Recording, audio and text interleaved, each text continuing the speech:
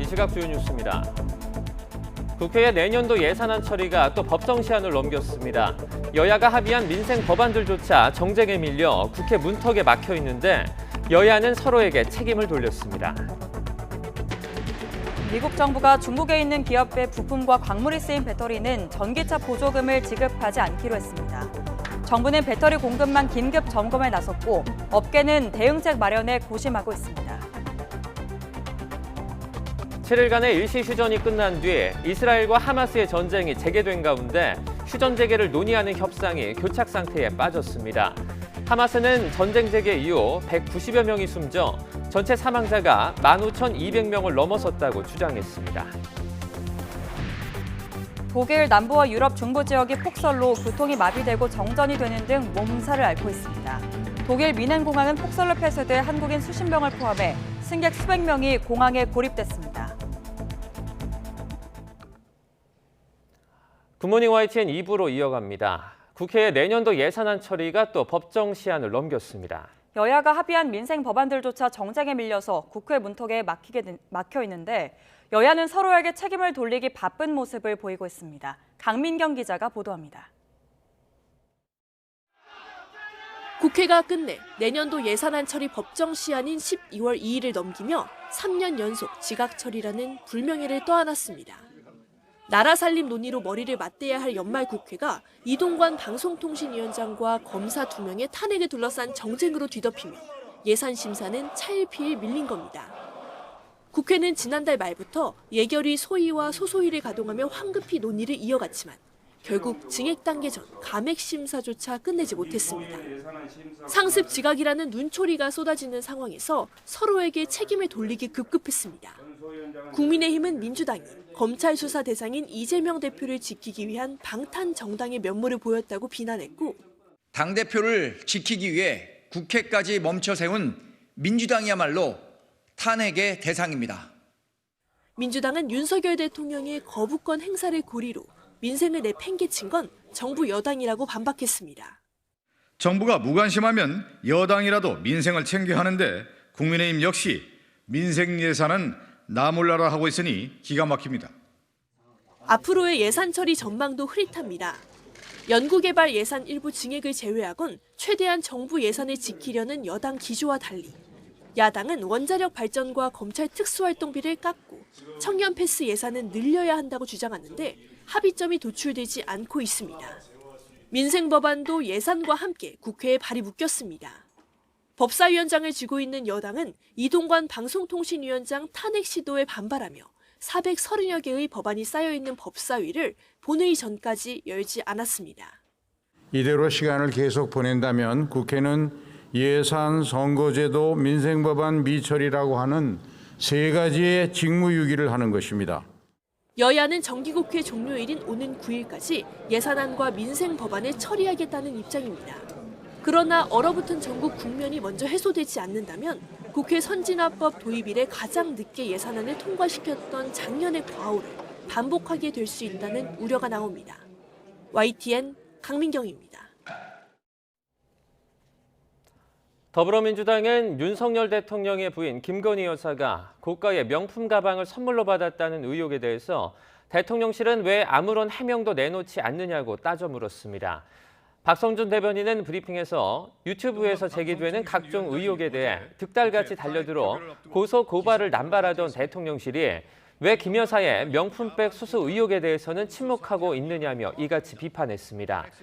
이어서 김 여사가 실제로 명품 가방을 받았다면 이는 청탁금지법 위반은 물론이고 경우에 따라 뇌물죄도 성립할 수 있다면서 대통령실의 선택적 침묵은 의혹을 해소하기는커녕 의혹을 사실로 인정하는 거라고 지적했습니다.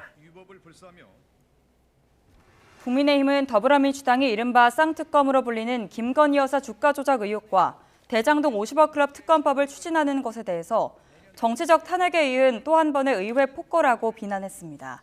정광재 대변인은 논평을 통해 민주당의 특검 추진은 내년 총선을 앞둔 민주당의 정치 공세에 불과하다며 이같이 밝혔습니다.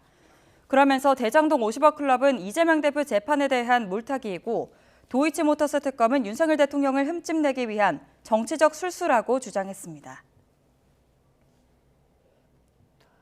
윤석열 대통령은 엑스포 유치에 실패한 뒤 사과 담화에 이어서 대통령실 조직 개편을 곧바로 진행했는데요. 이르면 내일쯤 국정 분위기 쇄신과 유치 실패에 책임을 묻는 대규모 개각도 이어질 것으로 보입니다. 권남기 기자입니다. 사우디아라비아 리야드 119표 대 부산 29표, 엑스포 개최지 투표 결과는 참패였습니다. 혼전이다, 역전극도 가능하다던 희망 섞인 관측까지 나온 터라 충격은 더 컸습니다. 96개국 정상과 150여 차례 만나는 등 유치 전에 최선봉에 섰던 윤석열 대통령은 고개를 숙였습니다. 예측이 많이 빗나간 것 같습니다. 이 모든 것은 전부 저의 부족이라고 생각해 주십시오. 예측 실패의 원인을 두곤 정치권을 중심으로 갑론을박이 벌어졌습니다. 외교력, 정보력 부족 때문에 투표권을 가진 나라들의 의중을 알아채지 못했다는 지적부터. 그래서 그 나라가 우리를 찍어줄 건지 안 찍어줄 건지 계속 오판해 왔다는 겁니다. 대통령에게 장밋빛 전망만 보고된 것 아니냐는 의혹도 나왔습니다. 과연 대통령께 보고되는 각종 사항이 진실과 사실에 입각해서 보고되는가 하는 의문을 갖게 됩니다. 예측 실패는 무능이란 야당 공세에 더해 총선을 앞두고 부울경 민심이 흔들릴 수 있다는 우려까지. 대통령실 안팎으로 후폭풍이 이어지는 상황에서 윤 대통령은 새 출발과 국정 동력 재점화를 위한 카드로 대규모 인적 쇄신을 선택했습니다. 손질은 용산 내부부터 시작됐습니다. 수석 6명 전원을 한꺼번에 교체하고 민생 정책을 총괄하는 정책실장을 새로 만들며 용산 2기를 출범시킨 겁니다. 사과 바로 다음 날 예상보다 빠른 발표에 윤 대통령의 엄중한 인식이 반영됐다는 해석이 나왔습니다. 모든 가용한 정책들을 총동원해서 물가 안정을 이뤄내도록 하겠습니다. 인적 쇄신은 이르면 내일쯤 대규모 개각으로 이어질 전망인데 총선 출마 장관들을 교체하는 수준에서 그치지 않을 거로 보입니다. 국회에 탄핵 소추안 표결 전 사표를 낸 방통위원장과 문책성 경질을 당한 국정원장, 여기에 엑스포 실패 책임을 묻는 인사까지 그야말로 정권 새 출발 차원이 될 수 있다는 전망도 있습니다. 하지만 자칫 논란을 불러올 수 있는 인물 기용으로 역효과만 날 수 있다는 우려도 있는 만큼 어떤 새 얼굴로 분위기 쇄신에 성공할 수 있을지 주목됩니다. YTN 권남기입니다. 국민의힘과 정부, 대통령실은 오늘 서울 삼청동 총리공관에서 고위 당정협의회를 열고 정부의 행정 전산망 마비 사태의 후속 대책을 논의합니다. 이른바 용산 2기 참모진 출범 후 처음 열리는 이번 회의에서 당정은 행정 전산망 노후 장비를 점검하고 디지털 정부 위기 대응 체계를 확립하는 방안을 검토합니다. 협의회엔 김기현 국민의힘 대표와 한덕수 국무총리 등이, 대통령실에서는 김대기 대통령 비서실장과 새로 임명된 수석 비서관들이 참석할 예정입니다.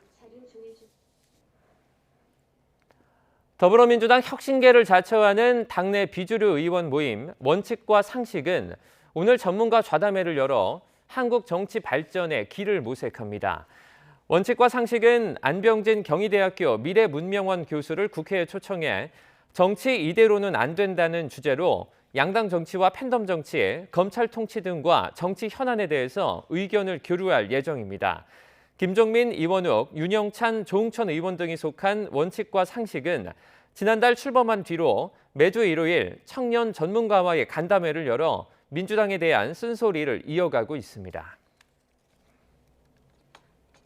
산업통상자원부는 미국 정부가 중국 내 기업과 중국 정부의 지분이 25% 이상인 합작회사를 전기차 보조금 지급 대상에서 제외하기로 한 것과 관련해서 공급망을 긴급 점검하고 공급선 다변화 등을 지원하겠다고 밝혔습니다. 장영진 산업부 1차관은 어제 서울 대한상의에서 LG에너지솔루션과 SK온, 삼성 SDS 등과 민간 합동 대응 회의를 열어 이같이 밝혔습니다. 또 정부는 핵심 광물별로 공급망을 긴급 점검하고 기업의 공급선 다변화와 광물 확보 노력을 적극적으로 지원하겠다면서 중장기적으로 핵심 광물을 적게 쓰는 배터리 개발에도 힘쓰겠다고 밝혔습니다. 미국이 중국 자본 지분율이 25% 이상인 합작법인을 인플레이션 감축법 보조금 지급 대상에서 제외하기로 하자 국내 배터리 업계는 후폭풍을 예의주시하며 한중 합작법인 지분 비율 조정 등 대응책 마련에 돌입했습니다. 안정적인 원료 공급처가 필요해서 한중 합작회사 설립을 추진했던 국내 배터리 업계 관계자들은 혹시나 중국 합작법인 지분율을 제한 범위가 높아지지 않을지 기대를 했는데 역시나 우려했던 대로 결과가 나왔다는 입장을 밝혔습니다.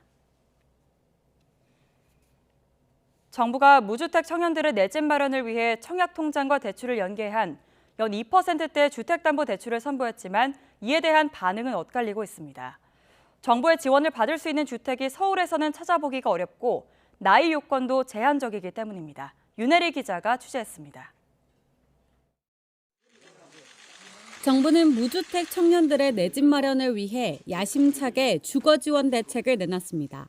연소득 5천만 원 이하 청년을 대상으로 연 4.5%의 높은 이자를 받을 수 있는 청약 통장을 출시한 겁니다. 이 통장으로 청약에 당첨되면 연 2%대 고정금리로 최대 40년 동안 분양가의 80%까지 대출을 지원해 주기로 했습니다. 보다 많은 청년들이 이런 금융의 기회를 활용해서 중산층으로 진입하는 꿈들을 더 많은 숫자가 누릴 수 있게 되기를 희망하고 그걸 목표로 하고 있습니다. 하지만 청년들의 반응은 엇갈립니다. 분양가는 6억 원, 전용 면적은 85제곱미터 이하라는 까다로운 주택 요건 때문입니다. 급등한 공사비로 분양가가 치솟는 요즘 서울에서 분양가가 6억 원 이하인 집을 이미 찾아보기 어려워졌습니다. 올해 서울에서 분양한 85제곱미터 이하 일반 분양 물량은 모두 16,000여 가구로 이 가운데 분양가가 6억 원 이하인 물량은 전체 7%인 1,100여 가구에 그쳤습니다. 인플레이션에 따라서 분양가 부담도 높고 특히 서울은 주택가격 수준이 높기 때문에 청년 주택드림 청약통장으로 청약에 당첨해서 결의 대출을 받아서 내 집 마련하기는 서울은 쉽지 않을 것으로 보여집니다.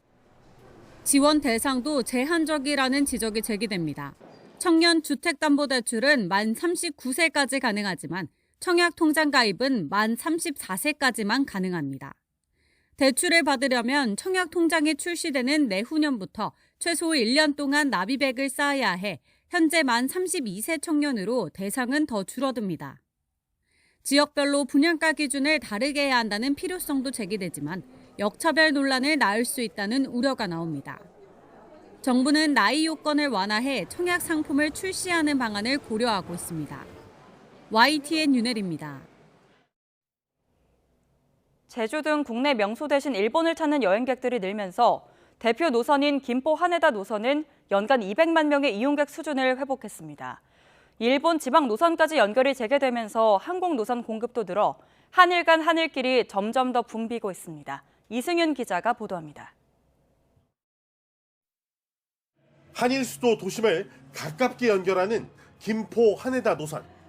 코로나19 사태 이전인 연간 200만 명 규모의 이용객 수준을 이미 회복했습니다. 노선 개설 20주년을 맞아 한일 양국에서 열린 기념 행사도 활기가 넘칩니다. 요즘 같은 돈이면 제주에서 오겹살을 먹는 대신 도쿄에서 와규를 먹는다는 말이 나올 정도로 엔저 현상이 이어지고 있습니다. 또 팬데믹 때 국내에 갇혀있던 여행 수요가 엔데믹이 되며 풀려난 영향도 큽니다. 2023년 동계기간 중 국제선 운항은 2019년 대비 90% 이상 회복할 수 있을 것으로 기대됩니다. 일본을 방문한 한국인 추인은 올해 들어 10월까지 552만 명으로 2019년 연간 수준에 육박했습니다. 이에 국내 항공사들도 지난달 한일 노선에 주 1,100편을 취항하며 공급을 늘리고 있습니다. 대한항공이 고마스와 아오모리를 재운항하며 코로나19 이전에 취항하던 일본 노선 12개를 모두 회복한 게 대표적입니다. 주한 일본 대사는 유창한 한국어로 축사를 하며 일본 여행 특수로 기쁜 속내를 드러냈습니다. 저쪽에 있는 식당에서 나오는 그 짜장면가 너무 맛있다. 그런 기억이. 최근에 한국에서 일본 지방행 노선이 속속 재개되고 있는데 이는 무척 반갑고 기쁜 일입니다. 엔저가 이어지는 한 한국인의 일본 여행은 계속 늘어날 것으로 보입니다. 한국인의 도시별 호텔 검색 순위 상위 10곳 중 절반을 일본 도시가 차지할 정도입니다. 다가올 설 연휴 때도 기간이 짧은 만큼 오히려 근거리인 일본 여행이 인기몰이를 이어갈 전망입니다. YTN 이승윤입니다. 음주운전 사건 전문 변호사가 만취해서 차를 몰다 적발된 사실이 뒤늦게 알려져 대한변호사협회에서 징계 처분을 받았습니다. 대한변협은 지난 14일 50대 변호사 A씨가 음주운전을 해 변호사 품위 유지 의무를 어겼다며 과태료 100만 원의 징계 처분을 했습니다.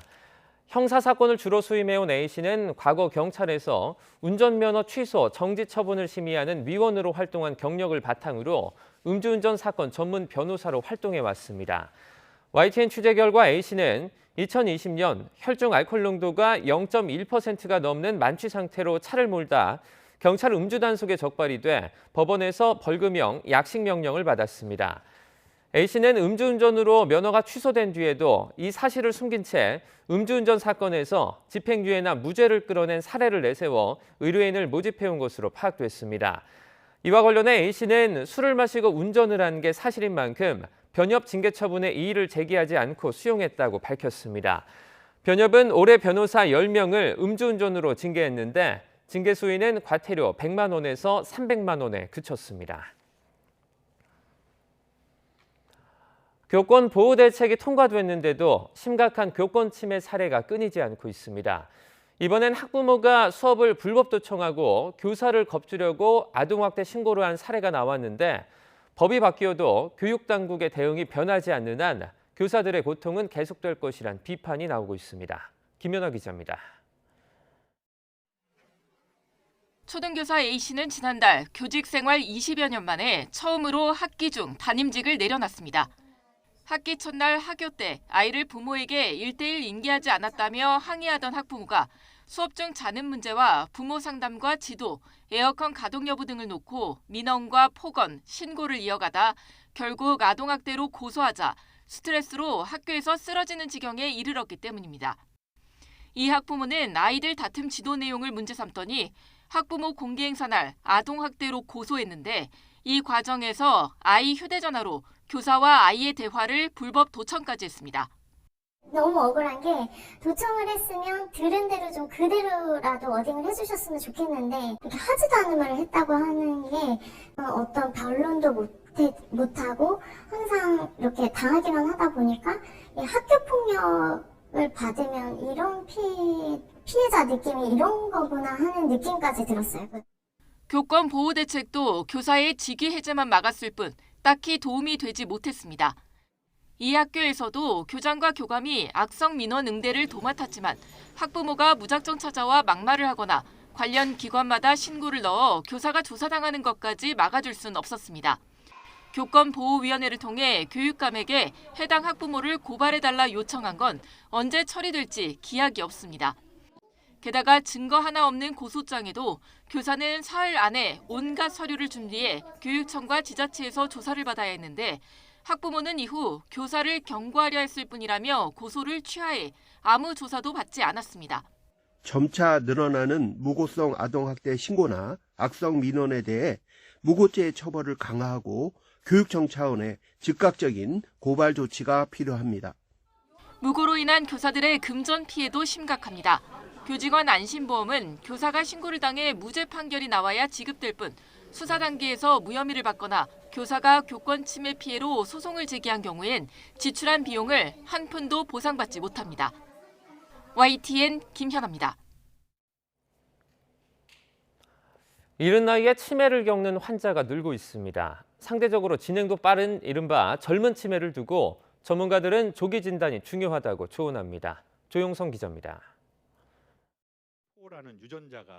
소통 전문가로 알려진 스타 강사 김창옥 씨가 알츠하이머 의심 증상을 겪고 있다고 고백해 화제가 됐습니다.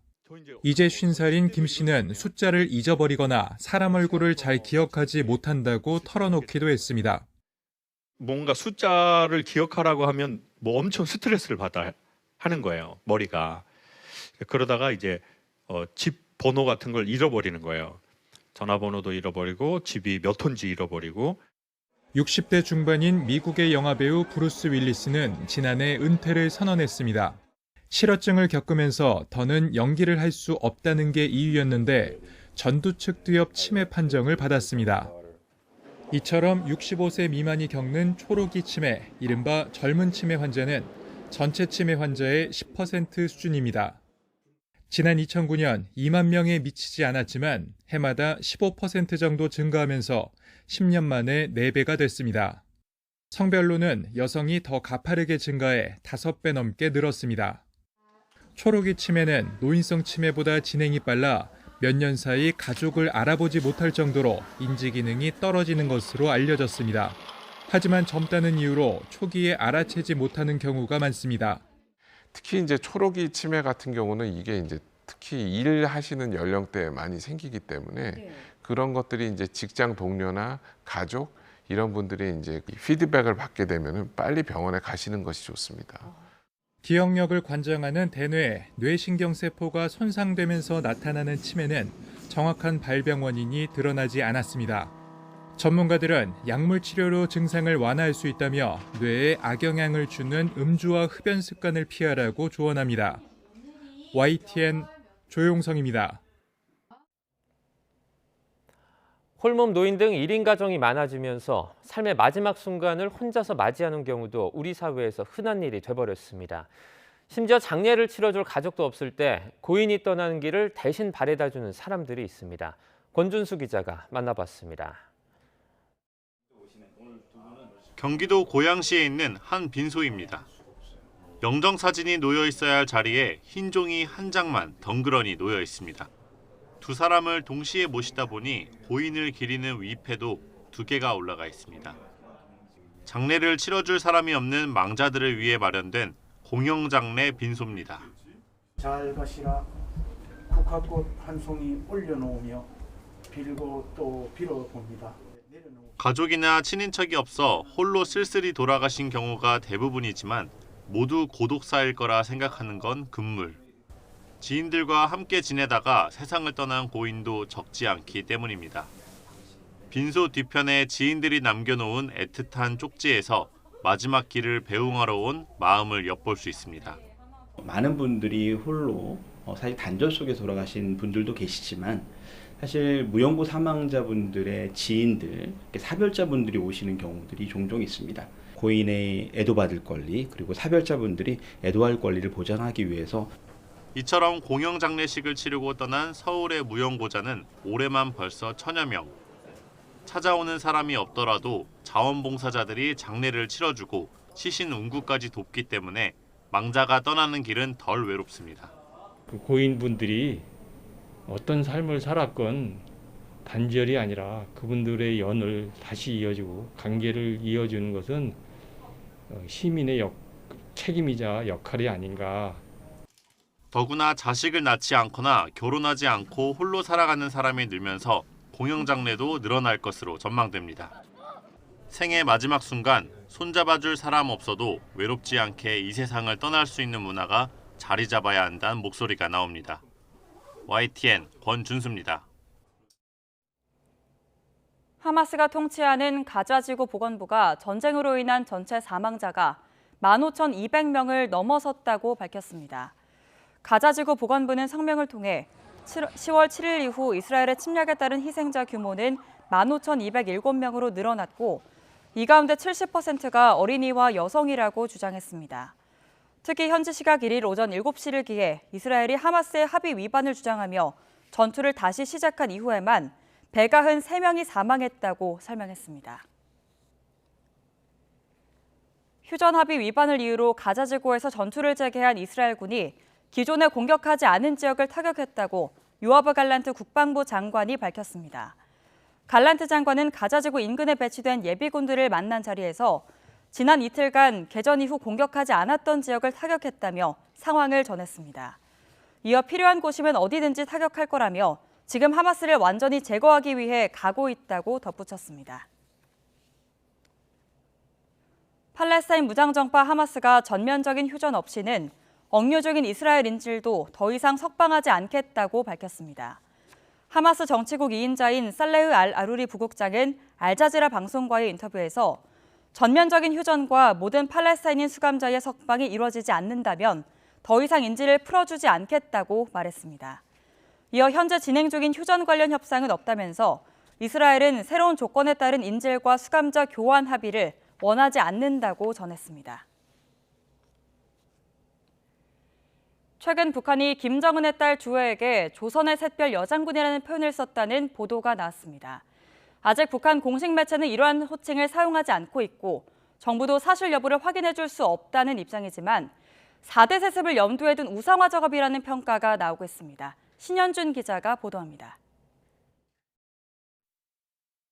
김주혜가 처음 모습을 드러낸 건 지난해 11월 화성 17형 대륙간 탄도미사일 발사 때입니다. 아버지 김정은 국무위원장의 손을 잡고 등장했는데 당시 호칭은 사랑하는 자제분이었습니다. 역사적인 중요 전략무기 시험 발사장에 사랑하는 자제분과 요사와 함께 몸소 나오시오. 며칠 뒤 ICBM 공로자와 기념사진 촬영 때에는 존귀하신으로 수식어가 바뀌었고 경애하는 존 비서동지께서 존귀하신 자제분과 함께 촬영장에 나오시자 이후 최근까지 사랑하는 이나 존경하는 자제분으로 불려왔습니다.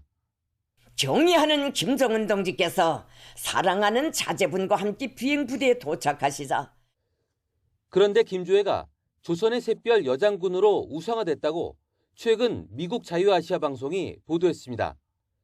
군사정찰위성 만리경 1호 발사를 축하하는 간부 강연회에서 우주강국 시대의 미래가 조선의 샛별 여장군에 의해 앞으로 더 빛날 것이라고 언급했다는 겁니다.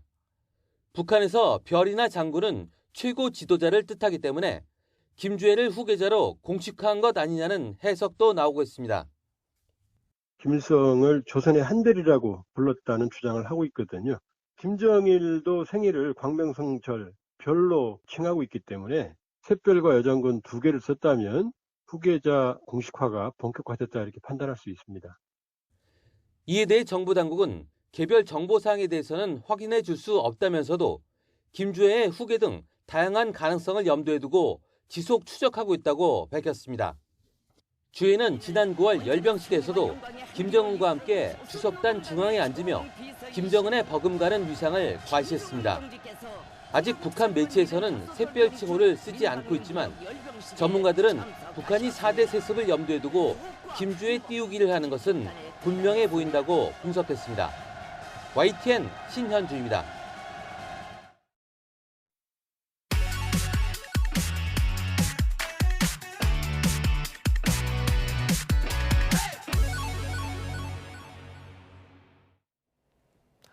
새로운 농업 기술이나 건강한 먹거리를 전해드리는 신농업 비즈니스 시간입니다.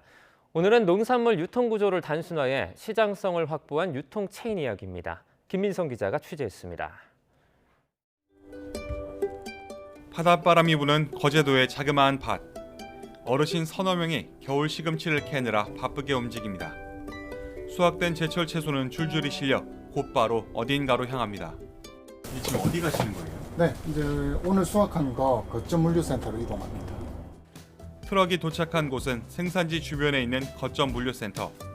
유통업체는 수확한 농산물을 수도권 대형 도매시장에 보내지 않고 곧바로 상품화를 시작합니다. 업체가 자체 보유한 오프라인 매장과 온라인몰에서 즉시 소비자에게 판매하는 겁니다. 당일 생산된 농산물이 여기 물류창고에 한꺼번에 모이는데요. 여기서 손질과 소분, 포장 등 판매 직전의 모든 유통 과정이 한꺼번에 이루어집니다. 자체 개발에 특허를 낸 인공지능 기반 수요 예측 시스템을 활용해 적정량의 농산물만 사들입니다. 폐기율을 줄여 품질 경쟁력을 확보하기 위한 장치입니다. 저희는 로컬 생산, 로컬 소비라는 이런 압축된 유통 방식을 통해서 소비자도 좋고 농가도 좋은 사업화 모델을 발견하였습니다. 전국 2,000여 농가에서 직접 매입하기 때문에 합리적인 가격에 농산물을 사면서도 농가와 상생할 수 있습니다. 생산을 많이 조금씩 하지만도 판매하는데 어려움이 많아요. 판매를 도와줘서 저는 든든합니다. 농산물 유통 구조를 단순화하면서도 사업성 확보에 성공해 올해 농식품 벤처 창업 페스티벌에서 대통령상을 받았습니다.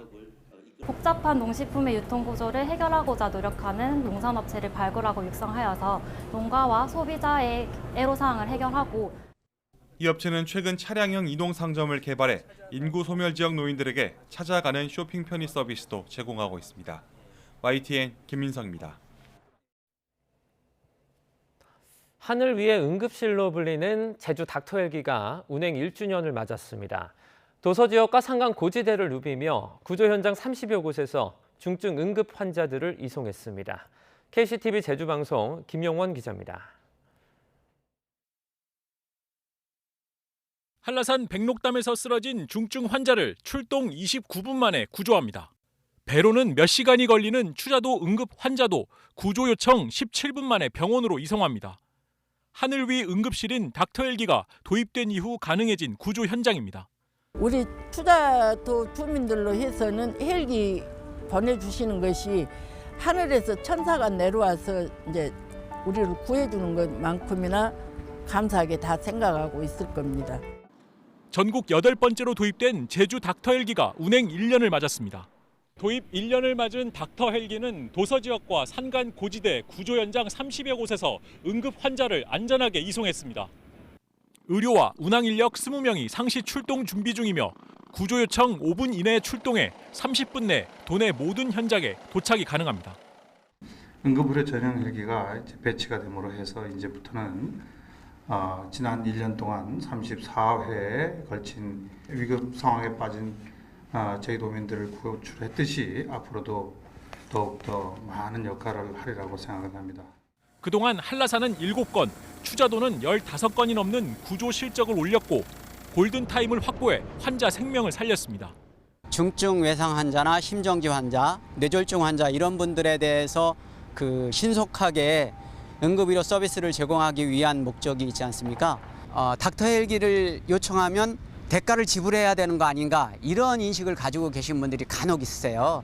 그래서 그런 것들에 대한 좀 더 정확한 홍보가 있었으면 좋지 않을까 하는 생각을 하고 있습니다. 기상 악화 때 출동이 어려운 점, 그리고 남원읍 수막리에 임시 경납고가 있어 한라병원까지 접근성이 떨어지는 문제는 개선돼야 할 과제입니다. 제주도는 제주공항에 전용 경납고를 조성하고 현재 30여 개인 헬기 임시 계류장을 확대해 보다 촘촘한 헬기 응급 구조망을 구축할 계획입니다.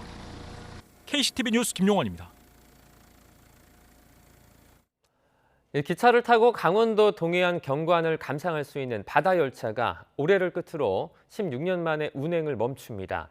이용 연한이 끝난 노후 열차를 바꿔야 하는데 코레일과 지자체가 예산 분담 문제에 이견을 보이면서 열차 교체가 무산됐기 때문입니다.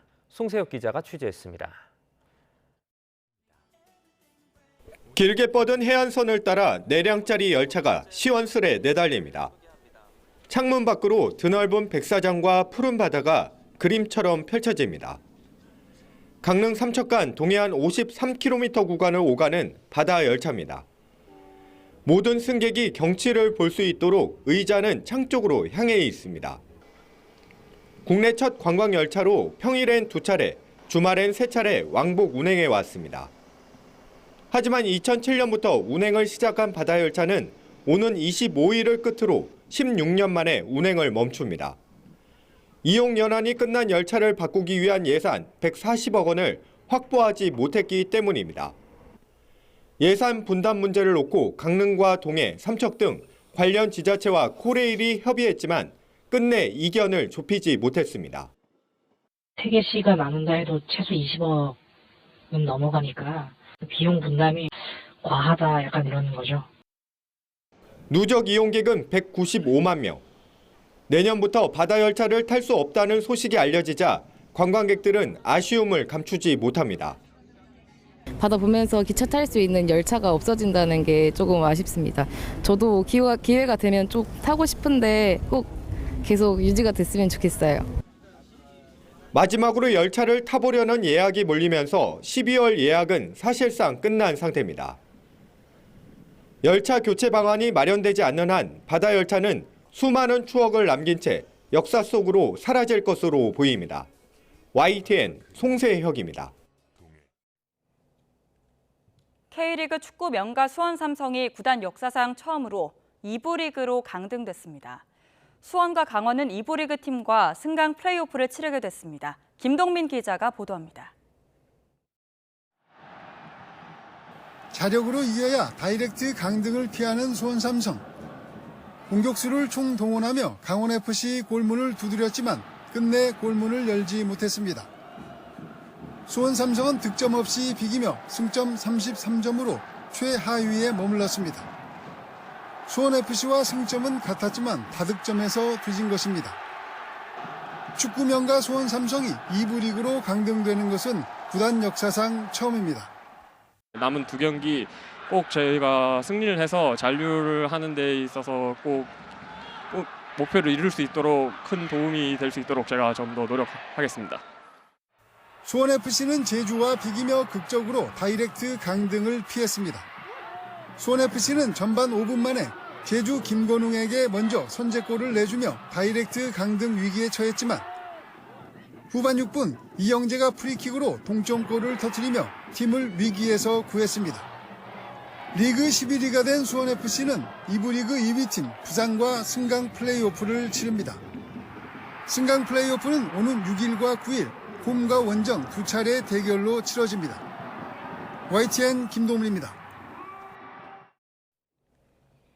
우리나라 남자 배구의 차세대 에이스로 꼽히는 한국전력의 임성진이 2라운드 MVP에 뽑힌 데 이어 팀의 6연승을 이끌며 겹경사를 맞았습니다. 이경재 기자가 보도합니다. 3세트 20대 21로 한 점 뒤진 상황에서 임성진이 비에나의 후위 공격을 막아냅니다. 결정적인 블로킹으로 동점을 만들어낸 임성진은 이후 팀의 왼쪽 공격을 완벽하게 책임졌습니다. 직선과 대각선을 섞어가며 3차례 공격 기회를 모두 득점으로 연결했습니다. 마지막엔 대포알 같은 서브로 상대 수비를 흔들어 타이스의 득점을 도왔습니다. 블로킹 4개를 포함해 14득점, 18득점 올린 타이스와 공격을 나눠 맡으며 9년 만에 팀 6연승에 앞장섰습니다. 2라운드에서 공격 성공률 1위, 리시브 1위에 오른 임성진은 데뷔 첫 라운드 MVP에도 뽑혀 기쁨이 2배였습니다. 저희 한국전력 배구단 모든 선수들이랑 스태프분들 다 같이 2라운드 너무 열심히 해주셨기 때문에 그냥 제가 팀 대표로 한다고 생각을 하고 앞으로 시즌이 많이 남았기 때문에 남은 시즌 생각하면서 더 열심히 하겠습니다. KB손해보험은 비엔나에 의존하는 단조로운 운영회당, 한국전력보다 2배 이상 많은 검실 22개를 기록하며 12연패 수렁에 빠졌습니다. 여자부 IBK 기업은행은 정관장에 1, 2세트를 내주고 내리 3세트를 따내며 짜릿한 역전승을 거뒀습니다. 표승주는 5세트에 7득점을 포함해 21득점을 올리며 승리를 이끌었습니다. YTN 이경재입니다. 앞으로 예술적 성취가 기대되는 작가 2명이 나란히 전시회를 열었습니다. 최윤희 작가는 시간 속에 쌓인 감각을 추상화로 표현하고 황소연 작가는 피부처럼 연약한 종이 조각에 견고함을 담았습니다. 이교준 기자가 소개합니다. 다양한 색감의 얼룩과 가느다란 선들이 실타래처럼 엉켜 파동 같은 풍경을 이룹니다. 몸에 쌓인 감정과 기억 등 시간의 흔적이 여러 갈래로 이어져 화폭 밖의 세상과 연결된 듯합니다. 최은희 작가는 몇 달에 걸쳐 붓질을 거듭하고 손으로 문질러 숨결, 목소리, 촉감 등 일상 속 감각적 체험을 시각화하는 데 집중해 왔습니다. 저는 주변의 시각적인 부분들을 제외하고 청각적인 것들이나 혹은 촉각적인 것들, 그 외에 다른 감각들을 좀 시각적으로 재현해내는 것에 대해서 좀 관심이 많았던 것 같아요. 그래서 그거를 좀 평면 작업으로 재현하고 있습니다. 날카로운 뿔이 달린 동물 같은 모습. 재료가 무엇인지 쉽게 예측하기 힘듭니다. 황수연 작가는 얇은 종이로 갑옷 같은 조각을 만들어 연약함에 대한 다른 시각을 제공합니다. 약함이라는 게 몸이 가지는 굉장히 필수적인 요건으로 서로 관계할 수 있게 만들고 서로를 가까이 할 수 있게 만드는 그런 요소가 된다고 생각을 합니다. 이제 그런 부분에서 연약함이라는 걸 제 종이 조각들이 잘 보여주고 있다고 생각을 하고요. 상처난 피부가 아물며 남긴 두꺼운 흔적 같은 그림과 부풀어진 종이가 중력을 견디는 모습을 보며 시간의 세파 속에서 버티는 견고함을 배웁니다. YTN 이교준입니다. 독일 남부와 유럽 중부 지역이 폭설로 교통이 마비되고 정전이 되는 등 몸살을 앓고 있습니다. 독일 뮌헨공항은 폭설로 폐쇄되면서 한국인 수십 명을 포함한 승객 수백 명이 고립됐습니다. 이종수 기자가 보도합니다. 독일 뮌헨공항 활주로가 눈밭으로 변했습니다. 비행기들도 옴짝달싹 할 수 없습니다. 뮌헨공항이 폭설로 폐쇄됐습니다. 760편 운항도 취소됐고 한국인 수십 명 등 승객 수백 명이 공항에 발이 묶였습니다. They have told us to wait up to 12 o'clock. I was here since 5 p.m. in the morning at dawn, and it's too much stress with 3 children. Alles ist geschlossen, online geht nicht. Also, naja, man muss Geduld haben. Also, das Wetter ist wie es ist. Kann man nichts machen. 폭설로 뮌헨과 짤츠부르크 추리 등을 잇는 열차편도 취소됐습니다. 주말 내내 독일 철도 운행에 심각한 차질이 빚어질 것으로 보입니다. 안전 우려로 경기장이 문을 닫아 FC 바이에른 뮌헨과 우니온 베를린의 축구 경기도 취소됐습니다. 스위스 취리히 공항, 오스트리아 서부 인스부르크 공항에서도 항공편 운항이 제한됐고 체코 프라하 지역 등지에선 많은 눈으로 비상사태가 선포되는 등 유럽 중부도 폭설로 교통이 마비되고 정전 사태가 빚어졌습니다. 영국도 스코틀랜드 글래스고 공항이 예상보다 많은 눈이 내려 몇 시간 문을 닫았었고 잉글랜드 북서부 등지에는 눈과 얼음 관련 황색 기상경보가 내려졌습니다. YTN 정수입니다. 한인들이 캐나다에 본격적으로 이민한 지 60년이 가까운 세월이 흐르면서 이제 노년층이 된 이민 1세대의 복지와 함께 차세대 육성 필요성도 커지고 있는데요. 양로원과 장학재단을 세워서 동포들을 물심양면 도우면서 수십 년간 나눔을 실천해온 한인을 만나봤습니다.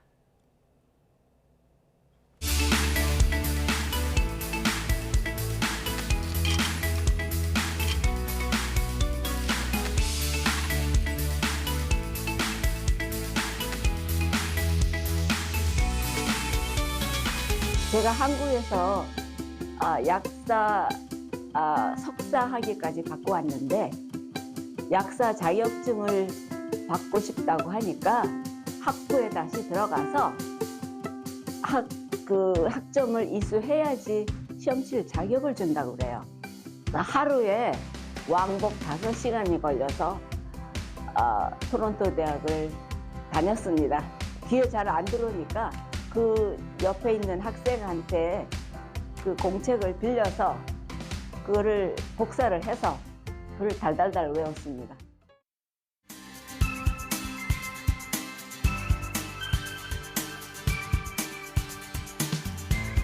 언어 소통이 우선 안 되고 한국 음식도 못 잡수시고 그러니까 완전히 소외돼서 돌아가실 날만 기다리고 계시는 분이 참 많았어요.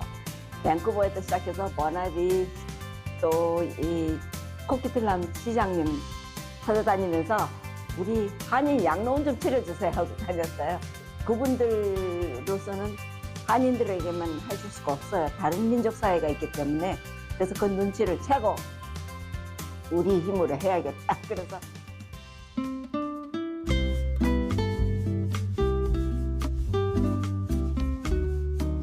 이 밴쿠버에서 제일 큰 뉴비스타 요양원 사장님을 찾아갔습니다.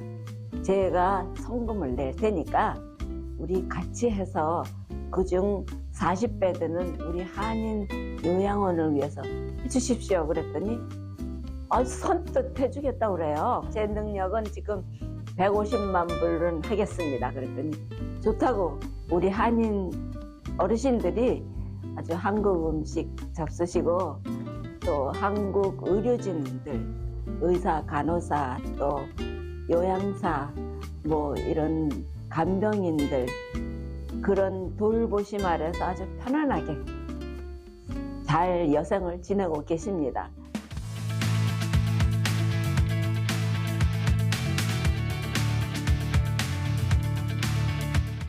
후손들이 세계 각지에서 성공을 하고 또 거기서 모범적인 또 훌륭한 존경받는 그런 코리안으로 뿌리내려갔으면 하는 바람이 커요. 장학생들이 지금 세계 각곳에서 성공해서 다 훌륭하게 살고 있어요. 너무 가슴 뿌듯합니다.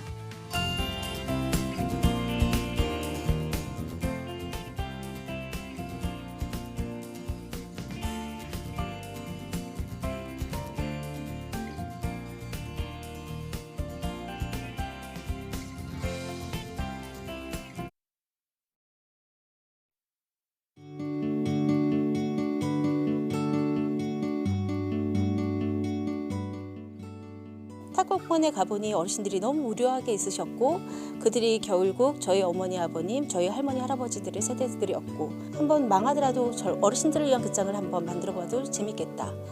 호기롭게 시작한 게 실버 영화관의 시작이었죠. 2009년 서울 종로 허리우드 극장 자리에 둥지를 튼 실버 영화관. 관람료가 2,000원이네요. 설문을 좀 해보니까 2,000원이면 좋겠다라고 했는데 결국 2,000원 받고서 3,000원, 4,000원 계속 올려가느냐 아니면 유지를 해야 되느냐 결국은 유지였거든요. 이거는 좀 머리에 샘을 하지 말고 그냥 가슴으로 갈 수 있는 극장. 조용하기만 한 극장은 어느새 공연장이 됐습니다.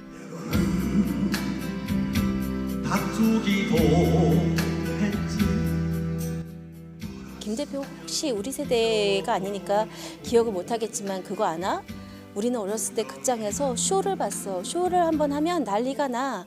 일주일에 쇼 구경을 2번씩 하는 거지. 그러니까 무지하게 행복한 거지. 여기 극장 없었으면 난 벌써 죽었지 싶어 나는. 왜냐하면 취미가 없잖아. 술 끊고 나서 뭘 할겠냐. 이것 때문에 내가 매일 와요. 매일 나오는 거야 집에서. 아주 오래된 물건들도 그냥 감명 깊게 볼 수 있고. 내가 늙는 건 결국에는 내한테 정해진 정확한 미래다. 우리 극장이 없으면 어르신들의 품격은 어디서 찾을까? 나이 드는 삶, 그러니까 노년의 삶을 위해 우리 극장은 좀 품격 있게 가는 거다. 서울 낙원동에 자리 잡은 한 이발관. 이곳은 어르신들의 사랑방이 됐습니다. 경기도, 천안, 또 저 서산에서도 오시고 그래요. 오늘 아침에도 제가 서산분에 이발을 해드렸거든요. 특별히 기억나는 어르신 계세요? 지금 저 뒤에 국화꽃 꽂아놓은 거 있으시죠? 저분이 82세시거든요. 시들어지면 가져오시고 시들어지면 가져오시고. 오랫동안 다니셨는데 왜 그렇게 자주 또 오시고 그러세요? 서비스 좋고 요금 적당하고 그것저것 다 제하고도 본전을 뽑고 남으니까요. 운영에 어려움은 없을까요? 이제 물가도 오르고 그러다 보니까 어쩔 수 없이 올라가긴 하는데 그래도 유지하고 싶은 마음이 있어요. 이곳은 60년 전통을 자랑하는 국밥집인데요. 어르신들의 발길이 끊이지 않습니다. 짜고 맛있지? 네. 아유. 식당 한쪽에 앳된 학생도 보이네요. 어디 사세요? 울산이요. 요즘 물가에 맞지 않은 3,000원 국밥이라고 해서 낭만 있잖아요. 왜 이곳을 찾아오시나요? 10,000원짜리 하나만 갖고 오면 후라이, 소주 한 병, 해장국 그냥 모든 게 해결될 이런 가게다 보니까 노인도 사람인데 그죠? 지금 우리가 경제 활동을 못해서 그렇지 왕년에는 그래도 좀 하던 사람들이야. 근데 지금 그게 마음대로 안 되니 자식들한테 속 몰리기도 그렇고 좋잖아요. 이런 게 있으면. 따뜻한 국밥 한 그릇, 사랑방 같은 이발관, 추억을 소환하는 극장. 카드 대신 손때 묻은 지폐 몇 장이 오가는 곳. 오늘도 이곳에서는 품격이 쌓입니다.